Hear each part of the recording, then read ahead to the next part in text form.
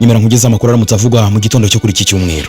Amakuru yihutirwa: u Rwanda rwatamaje Repubulika ya Kongo ikomeje kuruharabika ivuga ko ngo biravuga ko ngo yafashe ingabo z'u Rwanda izifatira muri Repubulika ya Kongo. Ahangaha turagaragaza amakuru mu by'ukuri, ese koko ingabo z'u Rwanda zafatiwe ku butaka bwa Repubulika ya Kongo? Ese koko ibivugwa n'ubutegetsi bw'Kinshasa nibyo? Turabigaragaza ndetse turuvuge n'icyo Ambasaderi Olivier Nduhungirehe, Minisitiri w'Ububanyi n'Amahanga ndetse n'Ubutwererane w'u Rwanda, icyo abivugaho. Hanyuma kandi M23 yerekeza Uvira yahishuye ko yaguye ku ndiri y'intwaro za Repubulika ya Kongo yahawe n'igihugu cy'Ububirigi. Turabigaragaza tubabwire mu by'ukuri ese koko byagenze gute. Hanyuma kandi turazakubwira uburyo Minisitiri Olivier Nduhungirehe yamaganye uburyarya bwa MONUSCO kwicwa ry'abimasisi. Turabigarukaho. Hanyuma ro kandi bakunzi bacu nyine turaza kubabwira uburyo FARDC yerekanye abarwanyi b'abanyamahanga yafashe bo mu bihugu bitandukanye. Turabigarukaho. Hanyuma rero bakunzi bacu, ejo habaye operation ikomeye cyane mu gihugu cya Venezuela. Leta z'Ubumwe za Amerika zakoze operation ikomeye ya gisirikare ikoresheje ingabo zayo zitwa Delta Force. Izi ngabo zaragiye zisanga Nicolas Maduro, perezida wa Venezuela, iwe ziramufata ari kumwe n'umugore we, ziburiza indege zibajyana muri Leta z'Ubumwe za Amerika. Ni igikorwa giteye ubwoba cyabaye mu by'ukuri, gikoranye ubuhanga cyane bwa gisirikare. Turakigarukaho, ariko turagaruka kuri ibi bintu byagenze gute, ni gute twisanze ahantu igihugu kimwe gifite ubushobozi bwo kujya mu kindi kigafata perezida watowe n'abaturage kikamutwara, kikavuga ko yakoze ibyaha runaka, kikamutwara mu gihugu cyabo ngo kirajya kumucira imanza. Ese ibyo byagenze gute?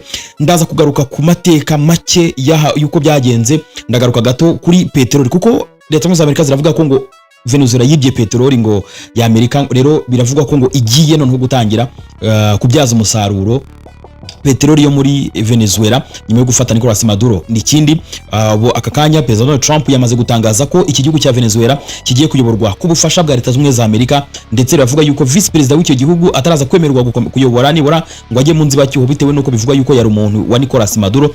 Kandi Nicolas Maduro Amerika ikabimufata nk'umuntu w'umunyabyaha ukomeye wafashije mu kohereza ibiyobyabwenge muri Leta zunze ubumwe za Amerika. Amerika yakoze operation ikomeye cyane yatumye igenda igafata Nicolas Maduro mu rugo rwe ikamujyana. Turaza kubigarukaho tubabwira uko byagenze, ariko aka kantu babwiye mukiteho, byagenze gute kugira ngo twisange muri situation aho perezida w'igihugu runaka afite ubushobozi bwo kohereza ingabo zikajya gufata perezida watowe mu gihugu zikamujyana. Ese ibi ngibi bitange isura ki, biratanga ishusho ki ku bihugu bya Afurika? Turabigarukaho tugana kuri ku musozo w'amakuru. Munyemerero ngaruka kuri amakuru imwe ku yindi. Nkuko natanye bibabwira rero, Repubulika ya Kongo yerekanye abasirikare ivuga yuko ngo ari abo Rwanda yafashe, ariko ibintu ndagira ngo tugire icyo tubivugaho. Minisitiri w'Ububanyi n'Amahanga n'Ubutwererane w'u Rwanda Olivier Nduhungirehe yahise atamaza ubu butegetsi bwa Kinshasa Repubulika ya Kongo bwongeye kwisubiramo bugaragaza abantu bivuga ko ari abasirikare b'u Rwanda bafashwe vuba aha. Rero ngo bwiyibagije ko harimo nabo bwigeze kugaragaza muri 2024, nanone muri ibi binyoma burongera burabagaragaza. Ejo ku itariki 3 Mutarama 2026 nibwo igisirikare cya Repubulika ya Kongo kirekanye Kinshasa abantu 15 bivuga ko ngo harimo abasirikare 7 b'u Rwanda bafatiwe mu burasirazuba bwa Repubulika ya Kongo n'abandi basivile bo mu bindi bihugu. Byavuzwe ko ngo bafatiwe mu mirwano yahuje ihuriro ry'ingabo za Repubulika ya Kongo na AFC M23 muri Kivu y'Amajyaruguru ndetse na Kivu y'Amajyepfo. Leta Colonel Hazukai Monguba usanzwe ari umuyobozi wungirije w'ishami ry'igisirikare cya Repubulika ya Kongo FARDC rishinzwe itumanaho ushinzwe ibikorwa n'ubutasi, yavuze ko ari ibihamya bishya by'uko ngo u Rwanda rukomeje ubushotoranyi ku butaka bwa Repubulika ya Demokarasi ya Kongo. Yakomeje agaragaza uburyo ngo igihugu cyabo cyakomeje kubika ibimenyetso. Ati uyu munsi twaberetse abasirikare b'u Rwanda 7 n'abandi basivili 8 bava mu bindi bihugu bafatiwe muri Kivu y'Amajyaruguru na Kivu y'Amajyepfo. Minisitiri Nduhungirehe yagaragaje ko rero ibinyoma by'ubutegetsi bwa Kinshasa byarenze igaruriro. Uko yavuze ngo nta musirikare wo mu ngabo z'u Rwanda RDF wafatiwe muri Repubulika ya Kongo, kandi nta n'uweretswe itangazamakuru muri iki gitondo. Navuze ngo le mensonge des temps n'en décidément plus de limite en Kinshasa. Aucun militaire de la force rwandaise de défense n'a été arrêté au Congo, présenté à la presse ce matin. Il s'agit d'un théâtre médiocre auquel même ses metteurs en scène croient. Un seul preuve de cette affaire. Muri makiro mu bihamya rubigaragaza ibinyoma bya Repubulika ya Kongo, niko Nduhungira avuga. Minisitiri Nduhungiro yagaragaje ifoto y'umuntu wafashwe avuga ikinyarwanda muri 2024 bivuga ko ari umusirikare w'u Rwanda. Uyu munsi akaba yongeye bongeye kumugarura babeshya ko ari ibihamya bishya. iki kintu kirakomeye. Uyu musirikare bivuga yuko ari u Rwanda, ni umuntu bafashe muri 2024 ari kuvuga ikinyarwanda, baramwerekana baravuga ngo ni umusirikare w'ingabo z'u Rwanda, ariko Nduhungire yavuze ati reka babwire iyi foto ntimuyize, kandi koko ndaza kuyishyiraho muraza gusanga muyize. Uyu nguyu ndaza kumubereka icyo gihe. So rero ku itariki 16 z'ukwezi kwa kabiri 2025 wari umuvugizi wa FARDC muri Kivu y'Amajyaruguru Lieutenant Colonel Guillaume Njike Kayiko nabwo yagaragajwe uyu munsi ko ari umusirikare w'u Rwanda wafatiwe muri Repubulika Iharanira Demokarasi ya Kongo. Uyu muntu witwa Ndayambaje yavugaga ko ngo aturuka mu karere ka Kayonza, yambaye impuzankano bivuga ko ari igisirikare cy'u Rwanda, ariko nta nimero imuranga iriho. Hanyuma rero ntabwo ibinyoma bya Kongo byagiye habona bigaragazwa ko ntaho ahuriye n'u Rwanda, ahubwo icyo gihe nabwo Minisitiri Nduhungirehe yabwiye uyu musirikare mukuru wa FARDC ati ntabwo mugira naho mugarukira kuri iri cengeza amatwara ry'ibinyoma. Nuko nguko Nduhungirehe yamubajije kuri inshuro. Minisitiri Nduhungirehe umva uko yavuze ngo ariko Colonel Njike yari yibagiwe ko ari wa muntu wari waragaragajwe hagati muri Mutarama 2024 yambaye imyambaro isa nabi, atambaye inkweto, ibirenge bigaragaza ko atigeze yambara inkweto za gisirikare mu buzima bwe. Minisitiri Nduhungirehe yavuze ko ushaka kwibagiza abantu amagambo aherutse gutangazwa na General Major Sylvain Kenge yibasira abanyekongo b'abatutsi, guverinoma ya Kongo iri kubikora mu buryo buciriritse cyane. Kwa 24 Ukuboza 2025 nibwo Major General Sylvain Kenge Bomusa yatumiwe kuri televiziyo ya leta mu kiganiro cyasobanuraga uko umutekano uhagaze mu burasirazuba bwa Repubulika ya Kongo, cyane cyane mu bice biri kuberamo imirwano mu ntara ya Kivu y'Amajyepfo. Major General Sylvain Kenge yavuze amagambo yibasira abatutsi ndetse ashimangira ko ngo gushyingiranwa n'umututsi kazi bisaba kwitonda, kuko ngo muri icyo gihe ngo byatuma ngo byara abana ngo batara uwo mugore. Ni ibintu bibi cyane yavuze. N'amagambo y'ukuri yemeje abashidikanya kuri politike ya Repubulika ya Kongo ishingiye ku rwango. Buri wese mu by'ukuri abona uburyo iki gihugu kiyemeje kugira n'abanyekongo ku bw'abatutsi, kandi aricyo gishinzwe kubarinda. Rero Repubulika ya Kongo yakunze kwirengagiza inshingano zo kwita ku baturage bayo bicwa buri munsi. Ibigizemo uruhare bashatse uburyo bwo kwirwanaho iberekeza ku Rwanda binyuze mu buryo butandukanye. Muri 2024 FARDC yaciye igikuba ku nkoranyambaga igaragaza ko yafashe umusirikare w'ingabo z'u Rwanda ari kurwana ku ruhande rwa M23. Ndagira ngo mabwire icyo gihe igikuba cyaracitse, abantu bose barayakanuye ngo barebe uwo musirikare w'u Rwanda wafashwe na FARDC, ariko abantu bandi bakavuga batari ko gute byashoboka gute, koko FARDC ni abantu bo gufata umusirikare wo mu ngabo z'u Rwanda. Icyo gihe havuzwe byinshi, bati ibyo ntabwo byashoboka yuko umusirikare FARDC yafata umusirikare w'u Rwanda. Hanyuma rero uyu musore yavuze ko byavuzwe ko yitwa Hakizimana Iradukunda Jean de Dieu, yavuze ko yoherejwe n'u Rwanda kurwana ku ruhande rwa M23 bakomoka mu burengerazuba bw'u Rwanda muri lokalite ya Ngororero muri groupement ya Murenge muri territoire ya Kazabi, ibice bidasanzwe mu nzego z'imiyoborere y'u Rwanda. Ngira ngo mu Rwanda nta bintu bya groupement, nta bintu bya lokalite, nta bintu bya ntago bibaho. Ngororero wiburiyo yayita akarere, Murenge akayita wenda umurenge, ariko mu by'ukuri hano yavuze yuko ngo ngavuye muri groupement ya Murenge ngo muri territoire ya Kazabi. Ibi bintu ntago bibaho mu Rwanda. Icyo gihe rero byaje kumenyekana ko mu by'ukuri ari ikinyoma cyambaye ubusa FARDC yashakaga gushyira ku Rwanda. Gusa mu rwego rwo kwerekana ko uyu mugabo ari umunyarwanda, hagaragajwe andi mafoto yerekana uyu mugabo ari mu mirimo itandukanye mu Rwanda, biza gutahurwa ko ari ikinyoma Repubulika ya Kongo idasiba guhimba. Mu burasirazuba bwa Kongo hari abaturage benshi b'icyo gihugu ariko bavuga ikinyarwanda rimwe na rimwe bafite n'amazina amenyerewe mu Rwanda.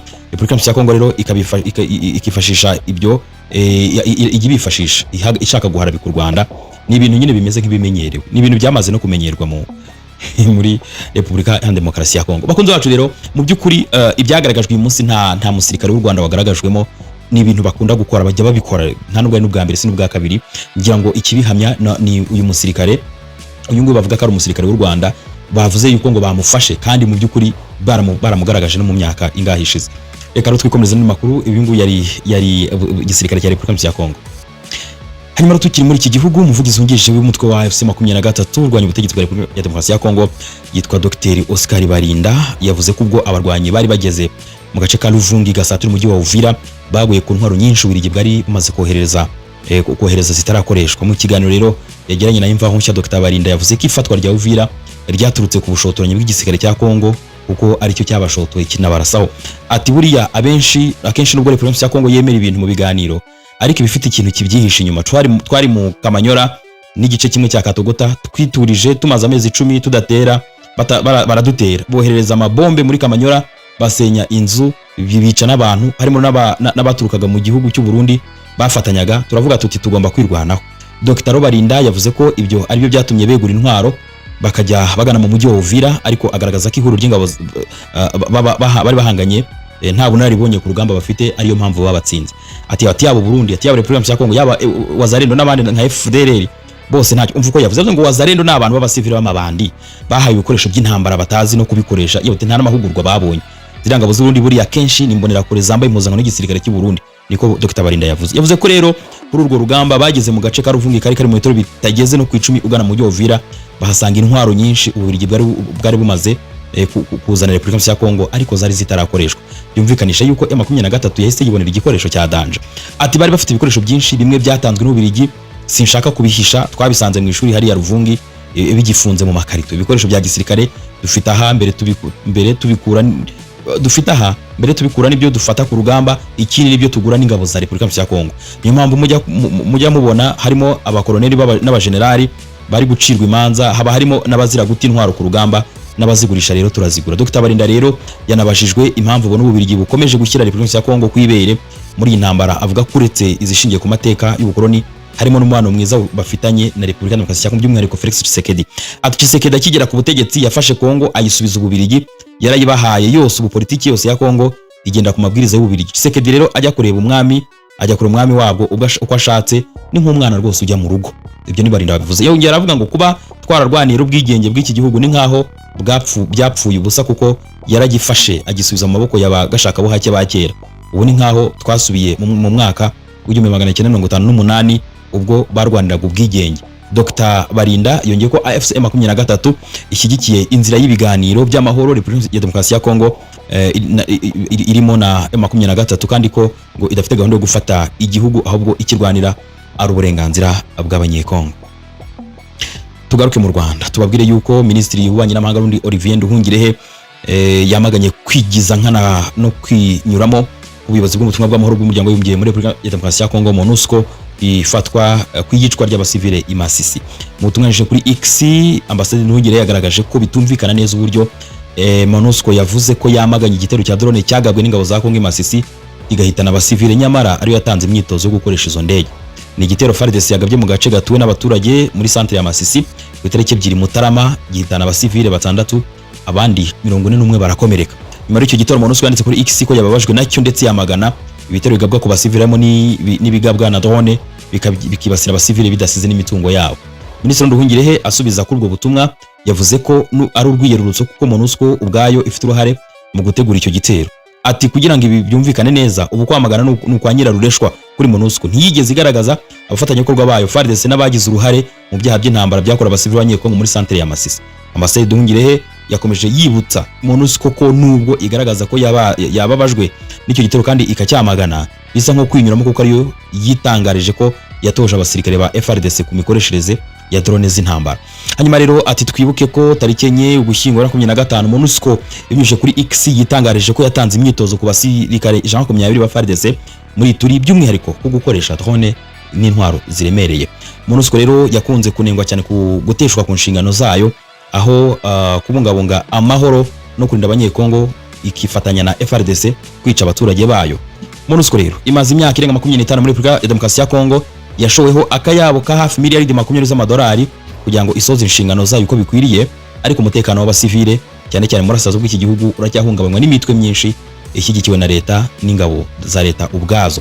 Mu Gushyingo 2025 ubwo hatangazwaga ibyuko MONUSCO iri gutoza abasirikare ba FARDC, Minisitiri Nduhungirehe nabwo yagaragaje uburyo MONUSCO ari igihombo. Yerekanye ko mu gihe MONUSCO imaze muri Repubulika ya Demokarasi ya Kongo, umutwe w'iterabwoba wa FDLR wakomeje kwiyubaka, havuka n'indi mitwe myinshi, imvugo z'urwango no gutoteza abavuga ikinyarwanda biba ubuzima busanzwe. Ati MONUSCO ikomeje kwerekana niba hakenewe ibindi bimenyetso ko ari kimwe mu bihombo bikomeye byabaye mu mateka y'umuryango w'abibumbye. Loni igaragaza ko kugeza muri Nyakanga 2025 muri Kongo hari ingabo zirenga 16,000 ziri muri MONUSCO. Umwaka w'ingengo y'imari 2024-2025 zakoresheje miliyoni 918 z'amadolari y'Abanyamerika, ariko abasivile muri Kongo bakomeza kwicwa umusubirizo. Hanyuma rero ibyuko igisirikare cya Demokarasi ya Kongo cyeretse abanyamakuru abo kivuga ko abarwanyi b'abanyamahanga ingabo zacyo zafatiye mu bikorwa byo ziheruka gukora.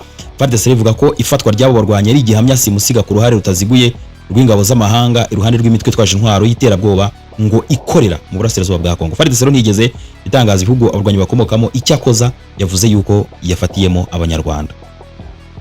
Hanyuma rero tujye kwa ya nkuru rero twababwiye. Mu by'ukuri Perezida Donald Trump amaze gutangaza ko nyuma yo gufata uwahoze ari Perezida Nicolas Maduro wa Venezuela, Leta Zunze za Amerika zizafatanya n'abayobozi basigaye mu miyoboro y'iki gihugu cyo muri Amerika y'Amajyepfo kugeza ibintu bisubiye mu buryo.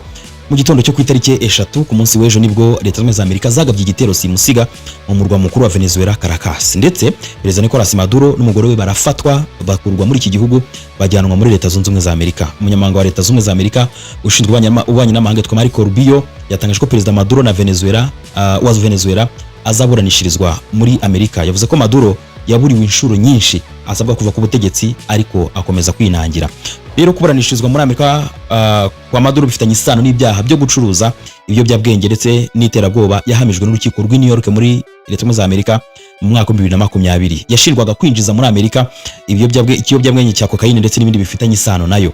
Mu kiganiro n'itangazamakuru, Donald Trump yavuze ko abayobozi bakuru ba Amerika barimo Rubio na Minisitiri w'Ingabo Peter Hegseth bazakorana n'irindi tsinda rizafatanya mu gukomeza kuyobora Venezuela. Ati bazakorana n'abaturage ba Venezuela mu gusubiza ibintu ku murongo. Mu gihe runaka abaturage ba Venezuela bandi inyuma, turaba tuyiyobora tugiye gusubiza uko tugiye kugisubiza uko cyahoze. Trump rero yari kumwe na Minisitiri Rubio, Minisitiri Pete Hegseth w'Ingabo ndetse na Perezida w'inama njyanama ya gisirikare General Dan Kaine. Trump kandi ntiyahakanye ibyo kohereza ingabo ku butaka bwa Venezuela, avuga ko badatewe ubwoba nabyo. Trump kandi yavuze ko bafite imishinga yo kongera kubaka ibikorwa remezo by'ibikomoka kuri peteroli mu buryo bwo kubyaza umusaruro uyu mutungo kamere uboneka ku bwinshi muri Venezuela. Nubwo Trump atavuze igihe Amerika izamara igira uruhare mu miyoborere y'iki gihugu, yashimangiye ko bazafasha kugeza ibintu bisubiye ku murongo. Amerika yatangaje ko muri iki gitero cyo gufata Maduro yafashwe n'urwego rwayo rw'ubutasi mu kumenya aho Maduro yari yihishe, ariko inakoresha indege zirenga 150 muri iyi operation yamaze hafi isaha. Trump yavuze ko iyo babishaka bari kuba barishe Maduro wasanzwe mu cyumba araramo ari kumwe n'umugore we. Ati byari kuba byabayeho, yari ari kugerageza kujya ahantu arinde umutekano agizwe n'ibyuma gusa. Icyakora ntabwo ari kubasha kwagera kuko abahungu bacu bihutaga cyane. Bakunzi bacu, tureka tugaruke kuri iyi nkuru gatoya. Leta Zunze za Amerika zagabye igitero simusiga kuri presidence ya naho ni mu rugo rwa Nicolas Maduro, perezida wa Venezuela. Leta Zunze za Amerika zimushinja bino byaha nkuko mbibabwiye: gucuruza ibiyobyabwenge, kuyobora igihugu nabi n'ibiki. Leta Zunze za Amerika zivuga ko ibi byaha yabihamijwe n'urukiko rwa New York muri 2020. Ariko byagenze bite kugira ngo twisange muri ubu buzima? Byagenze bite kugira ngo twisange aho Leta Zunze za Amerika zibasha kujya mu gihugu zigafata perezida watowe zikamutwara? Reka dusubire inyuma gatoya. Mbere gato muri 2019 Venezuela yoborwaga n'umugabo witwaga Hugo Chavez. Uyu mugabo mbere ye Venezuela yagiranye amasezerano na Leta Zunze za Amerika. Ayo masezerano yaragamije kubyaza umusaruro peteroli iba muri Venezuela. Ahangaha Leta Zunze za Amerika zari zifite inyungu zikomeye cyane mu bigendanye n'ubukungu, cyane birumvikana ko bacuzanyaga peteroli. Amerika yari ifitemo inyungu nini cyane. Muraza kumva Perezida Donald Trump akunze kuvuga ngo peteroli ya Amerika yibwe na Venezuela, ati turimo we are bringing back our oil, ngo barashaka kugarura peteroli yabo. Mu by'ukuri iyo urebye ikintu kirimo, urebye behind the scene, nyuma y'amarido, ese koko Nicolas Maduro yakoze ibi byaha cyangwa mu by'ukuri Leta Zunze za Amerika ari yindi nyungu ishaka? Tukivuga kuri iyo peteroli, Amerika iravuga ko ngo Venezuela yibye peteroli ya Amerika, ariko mu by'ukuri nkuko mbibabwiye ayo masezerano yarari hagati ya Amerika na Venezuela yo kubyaza umusaruro iyi peteroli yaje guhagarikwa na Hugo Chavez. Hugo Chavez wabaye perezida wa Venezuela mbere ya Nicolas Maduro yashyizeho imisoro ihanitse ku gutwara kuri Amerika, bituma rero Amerika ireka iriya peteroli, avuga ngo reka tuyireke. Bituma rero iyi peteroli itangira kubyazwa umusaruro n'Uburusiya ndetse n'Ubushinwa na Iran, byanafashaga deja ubu butegetsi bwa Venezuela mu rwego rwa gisirikare ndetse n'ubukungu. Kuva rero Nicolas Maduro agiye ku butegetsi, nawe yagiye mu mujyi umwe wa Hugo Chavez, noneho bakomeza gukora ibikorwa mu by'ukuri byegamiye Uburusiya, Ubushinwa ndetse na Iran. Mbibutse ko ibi ari igice kibi cyane kuri Amerika, ni igice gihora gihanganye na Amerika ku buryo inyungu zabo zitandukanye n'iza Amerika. Kuri iyi nshuro rero Nicolas Maduro ushinjwa ibi byaha no kujya kuburanishwa muri Amerika ni igikorwa wavuga kiviora amategeko mpuzamahanga. Ariko kuri iyi nshuro nari ndi gusoma inyandiko igaragaza ko isi isigaye ikoze mu buryo bwitwa donc might makes right, no kuvuga umunyembaraga ni uba ufite ukuri. Imbaraga donc umunyembaraga ni uyobora. Ahangaha rero Amerika bivuze ngo igiye gutangira kubyaza umusaruro iriya peteroli kandi bizarangira yitwa. Yavuze ko bagiye gutunganya biriya bigega bya essence we, ndetse bavuga ko ngo byari bishaje ngo ndetse bitari bicyungukira ubutegetsi n'abaturage ba Venezuela. Amerika avuga yuko kiriya gihugu gishaje ndetse mu by'ukuri abaturage batitaweho, bakagaragaza yuko bagiye kubikora ku buryo bizagirira inyungu cyane cyane abaturage ba Venezuela. Ariko hari icyo bavuze ngo operation twakoze yo kugira ngo tubashe gukura Nicolas Maduro muri kiriya gihugu tumuzane muri Amerika, igiciro byadusabye kizishyurwa n'iriya gaze n'iriya peteroli yo muri Venezuela. Ikindi kintu gihari niki bakunzi bacu ya operation ikomeye bavuze uyu nguyu twababwiye witwa Kaine, uyu yagaragaje uburyo General Kaine yagaragaje uburyo bakoze operation. Bavuga yuko ngo Amerika yoherejeyo intasi mbere cyane nko mu mezi nk'atatu ashize, ziragenda zikajya zikurikirana uko Nicolas Maduro agenda, icyo yambara, icyarya, ahagenda, inama akora, bakamukurikira atazi mu by'ukuri ikijya mbere. Rero byumvikane ko ni operation yakozwe igihe kirekire ku buryo gusa byari ukuvuga ngo move forward, bagahita bamufata gusa. Nicyo ngicyo cyabaye mu by'ukuri. Rero bakunzi bacu, dukurikije rero iki gikorwa cyabaye cya gisirikare, nabonye ari cyaniye abantu benshi bacyamaganye, ibihugu by'Ubufaransa, ibihugu by'Ubudage, birumvikana Ubushinwa, Uburusiya n'abandi. Ariko mu by'ukuri ukurikije uko bimeze mu mategeko mpuzamahanga, ku bijyanye n'amategeko, Amerika yaviyoye amategeko mpuzamahanga. Ariko nanone ijambo Amerika ifite ku rwego rw'isi bivuze ngo nta kintu na kimwe bayikoraho, nta muntu ufite ubushobozi na buto bwo kugira icyo akora kuri Leta Zunze Ubumwe za Amerika. Ibyo bakoze babikoze ku bubasha n'imbaraga zabo. Rero ubu ngubu nta muntu n'umwe ushobora kubahana, nta gihano wamufatira, nta na kimwe. Ibi rero ni ikintu bashobora gutekereza ngo ese Amerika ntibibasha kujya muri Venezuela igafata perezida watowe n'abaturage, ese ntiyabasha no kujya mu gihugu cya Afurika runaka? Mu by'ukuri biragaragaza ko ibihugu bisa n'ibifite intege nkeya. Amerika ishobora kujya itwara umutungo wayo uko yishakiye, ikamenya ngo hano hari amabuye y'agaciro muri ubu bwoko, turagenda tuyafate, nta uri butubuze. Hano nushaka kuzana ibintu byinshi baratwara perezida cyangwa batwara undi. Mu by'ukuri Amerika yakoze igikorwa cya gisirikare gikomeye, kirimo ubuhanga bwinshi, kirimo ubwenge bwinshi, cyateguranywe igihe, ariko none kigaragaza gituma isi ibona ko iri mu kaga. Mu gihe Amerika ifite ubushobozi bungana kuriya bwo gukora igikorwa nka kiriya, nta muntu n'umwe ushobora kukibabaza. Bakunzi bacu rero, ni amakuru tubyutse tugarukaho muri iki gitondo cyo kuri iki cyumweru.